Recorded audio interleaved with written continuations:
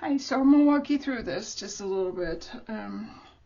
So we have our sweatshirt, and I'm going to turn mine inside out, and you can see it's still in really good shape. We haven't worn it a whole lot, but it has been washed, and they get pilled when they get washed. So the first thing I'm going to do is I'm going to cut off the bottom band. And to do that, let me see if I can turn that this way. This might be easier. Okay. To do that, basically, I just cut up through the band, because we don't save this. We throw this away unless you want to use it for something else. And this is a little bit hard. And then once I get past the seam line, then I stop, and then I just go ahead and cut as close to the seam line as I can.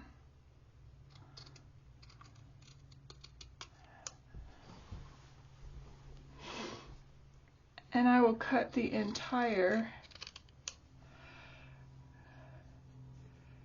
ribbing off the bottom. And you can see I'm cutting it pretty close to the ribbing so that I don't take too much of the fabric above the ribbing. And I'm being careful not to catch anything in the bottom underneath. And this is kind of a slow process, but this is the start of making our little jacket. I am going to show you once we get started with putting the patches on. I am going to show you how to do it with the machine, but then I will show those of you who want to do it by hand how to go ahead and do crazy quilt stitches. Now, the one thing, once you do it by machine, you can still go back and put crazy quilt stitches throughout it to make it look real pretty. I did forget to tell you, you're going to need, I think it's Eileen's, A-I-L-E-E-N-S, and it's called Fabric Tack. I'll find it on Amazon and give you a link to it, because when you start putting down, especially when you're doing machine sewing, when you're doing crazy quilt, you don't need the glue, but if you're doing the machine stitching like we did on the one I showed you earlier, you want to kind of just tack it down. You don't have to glue the whole thing down, just put it, and I will show you how to do that. That's really quite simple, but you'll do several of those. Get several of your quilt pieces down before you even start to sew, and so you don't want them flopping all over or flying away. You want to go ahead and have them so that they're kind of stuck down and stay in place while you quilt over them with your machine. So I've come to my washing machine, and most of you know how to wash these. The nice thing about this, for example, when you're making a big quilt and you're making it with pieces and cutting the pieces and sewing them together, you always have to have a base between the quilt pieces and the backing. So this is actually going to be our base. Okay, so we have that whole thing off. Let's throw that to the side. The next thing I'm going to go ahead and do is,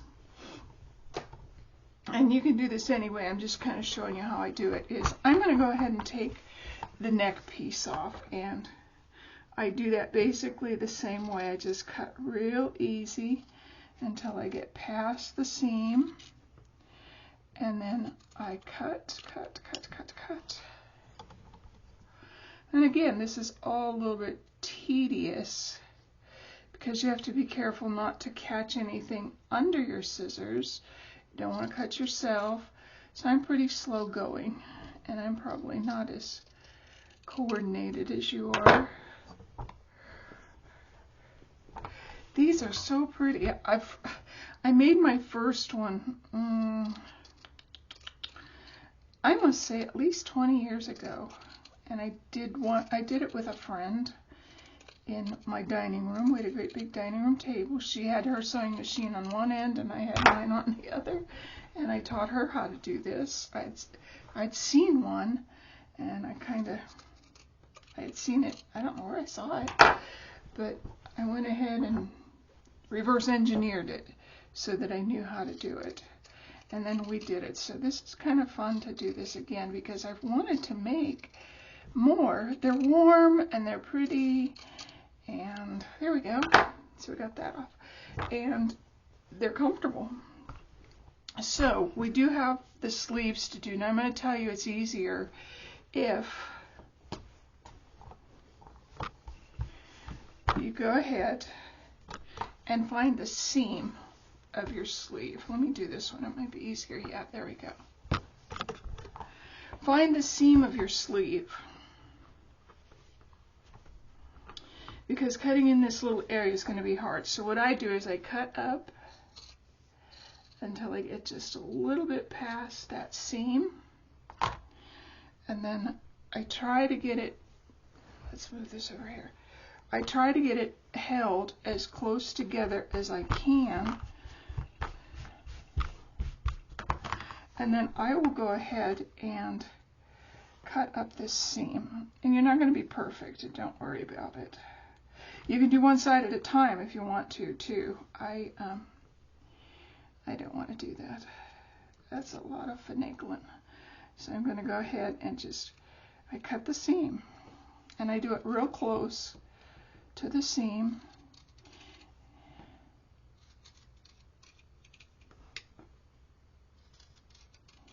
And you'll do this on both sides.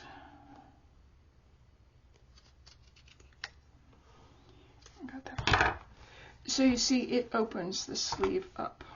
I'm going to continue up to where the sleeve ends, where the sleeve's sewn onto the body.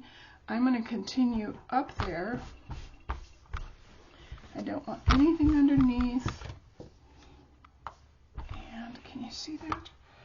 And so I'm going to keep cutting, cutting, cutting. And again, it's just a little tedious work, but anything worth having is worth doing well. That was my grandma.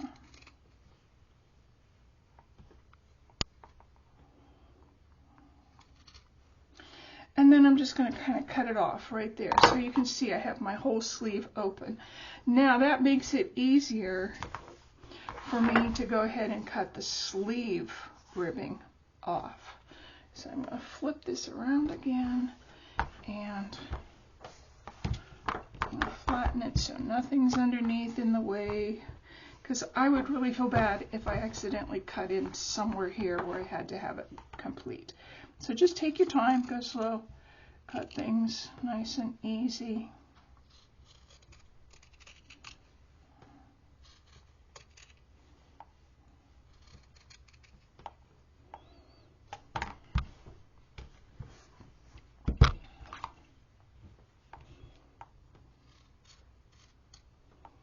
When I was first learning to sew, I would do that, accidentally cut the wrong place. Okay, so throw that to the side.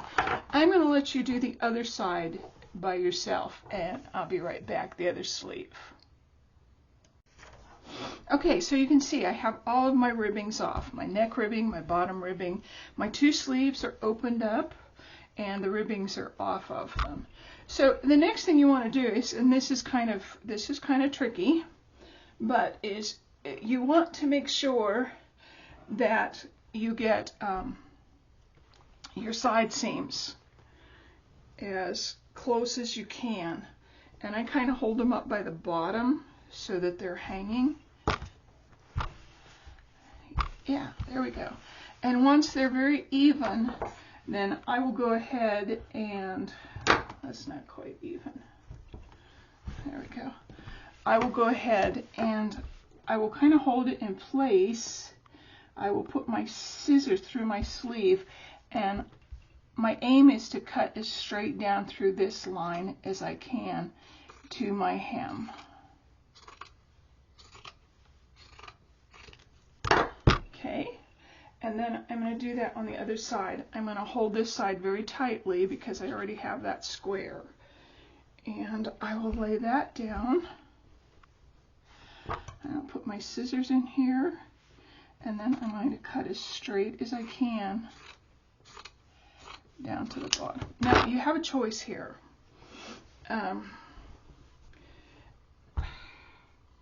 You find the front, and you can see this is just one flat piece. If you don't want a jacket that opens, if you just want to cover this, I think you'll have a little bit of a hard time because of the neck. This won't be as stretchy once you get all of your things done.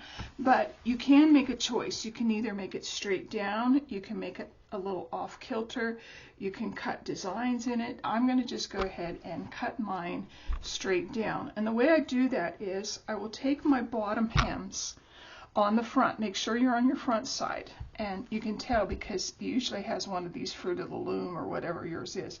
So I'm going to go ahead and I'm going to hold this hem, and then I'm going to go ahead and line everything up. If you want to pin these, pin just the front,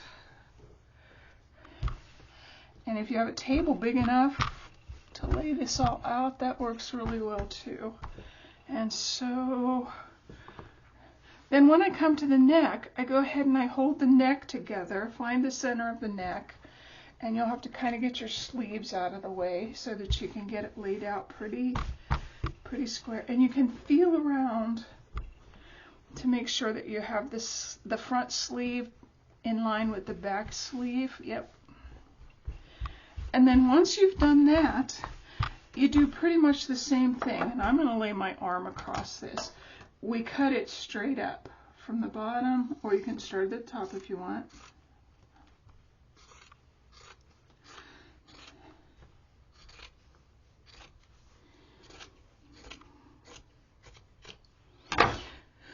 So what you have are two fronts, and it opens the whole way up.